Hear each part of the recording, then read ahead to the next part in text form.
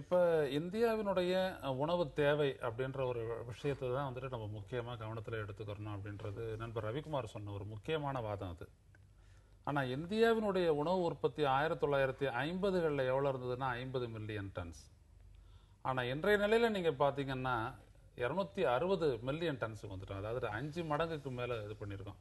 இது எந்த நாட்டினுடைய உதவியாலோ எந்த இதுவும் இல்லை. ஒன்று. இரண்டாவது ஒரு விடயம் என்னங்கன்னா, நம்ம ராகவன் சொல்லக்கூடிய ஒரு விஷயம் என்னங்கன்னா, இது ஆராய்ச்சி அப்படின்றத வந்துட்டு எப்படி நிறுத்துறது, அது எப்படி தடுக்கிறது, அது தேவை அப்படின்ற ஒரு இடம் இருக்கு. உன்னுடைய ஆராய்ச்சி என்பதற்கு தேவை இருக்கு. ஆனால் திரு நம்மாழ்வார் அவர்கள் சொல்லும் பொழுது சொன்னார், என்னை வேளாண் விஞ்ஞானி வேளாண் விஞ்ஞானிலாம் சொல்லாதீங்க, உள்ளபடியே வேளாண் விஞ்ஞானி இந்த நாட்டில் இருக்க விவசாயிங்க தான். ஏன்னா அவங்க தான் ஆராய்ச்சி பண்ணி இத்தனை விதை ரகங்களை கண்டுபிடிச்சிருக்கிறாங்க.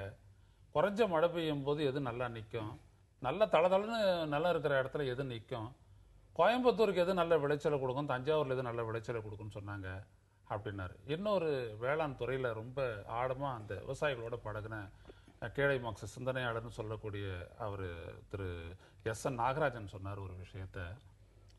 40 விதமான வாழை மரங்கள் இருக்கு, வாழை பழங்கள் இருக்கு, இதை எந்த விஞ்ஞானி கண்டுபிடிச்சா, யார் கண்டுபிடிச்சானே தெரியல, இதுதான் நம்ம விவசாயிகளுடைய வெற்றி.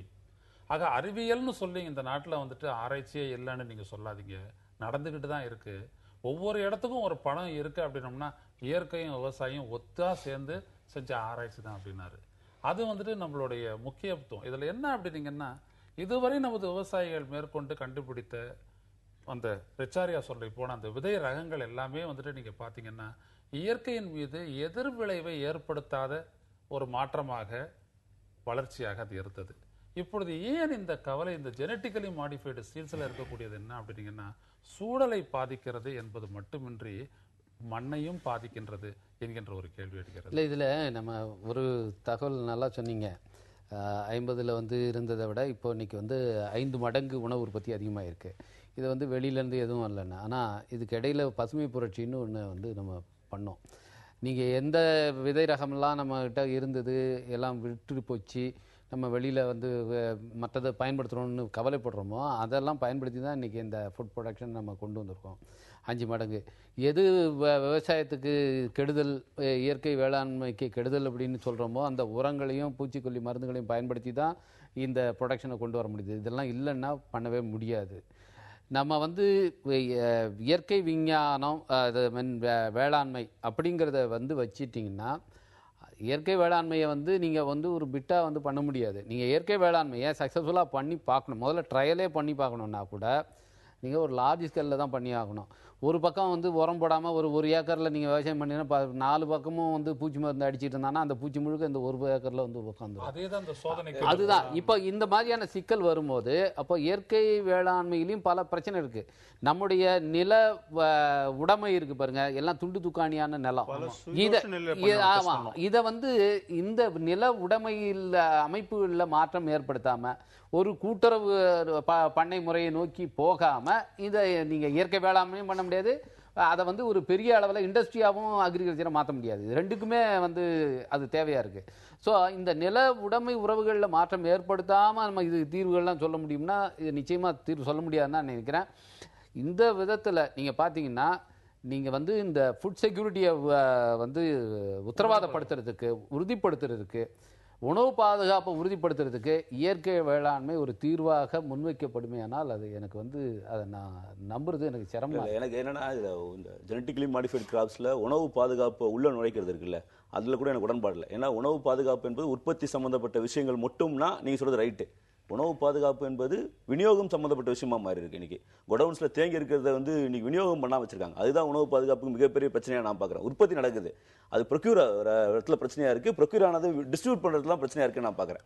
ரெண்டாவது, ஜெனட்டிக்கலி மாடிஃபைட் கிராப்ஸில் பார்க்க வேண்டிய விஷயம் என்னன்னா, இந்தியா வந்து ஒரு 12 மெகா பயோடைவர்சிட்டி கிராப்ஸ் உள்ள 12 மெகா கண்ட்ரிஸ் பயோடைவர்சிட்டி கிராப்ஸ் உள்ள 12 நாடுகளில் முக்கியமான நாடுகளில் இந்தியா ஒன்று. நம்ம வந்து சுண்டைக்காயிலிருந்து கத்திரிக்காய் வரையும் 100 விதமான கத்திரிக்காய்கள் இருக்குது. நம்மள கத்திரிக்காய்களே 100 விதமான கத்திரிக்காய் இருக்குது. பிடி பிரிஞ்சால் ஒரே மாதிரி இன்னும் பிரிஞ்சால் இது எதுக்கு வருதுன்னா, இது ஏதோ நம்ம மேலே இருக்க விவசாயிகளோட உணவு உற்பத்தியை பெருக்கத்துக்காக வரல. இது இன்னைக்கு எல்லாமே இன்னைக்கு கார்பரேட் ஃபார்மிங் நோக்கி போகும்போது, கம்ப்யூட்டரில் போகும்போது ஒரே மாதிரியான அளவு வரணுங்கிறான். தர்பூசணி நம்ம ரவுண்டாக தான் பார்த்துருக்கோம். தர்பூசணி இப்போ சதுரமாக வரப்போகுது. அவன் வீட்டில் என்ன சொல்கிறான்னா தர்பூசணி இப்போ சதுரமாக கொண்டு வருங்கிறான். ஹேண்டில் பண்ணுறதுக்கு ஈஸியாக இருக்கும், பேக் பண்ணுறதுக்கு ஈஸியாக இருக்குங்கிறான். அப்போ இதெல்லாம் இது வந்து அமெரிக்காவில் தடை செய்யப்பட்டிருக்கு.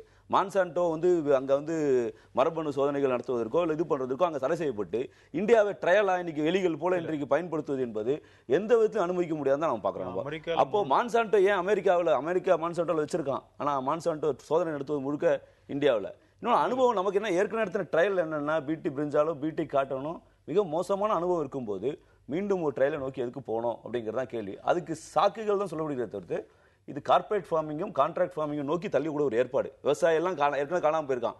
தமிழ்நாட்டில் ஒரு புள்ளி வரும் 10 வருஷத்துக்கு முன்னாடி இருந்த விவசாயி கிடையாது. இப்போ 10 வருஷத்துக்கு முன்னாடி இருந்து 9 லட்சம் விவசாயம், இப்போ 8 லட்சம் விவசாயம் இருக்கான். 1 லட்சம் பேர் வெளில போயிட்டான்.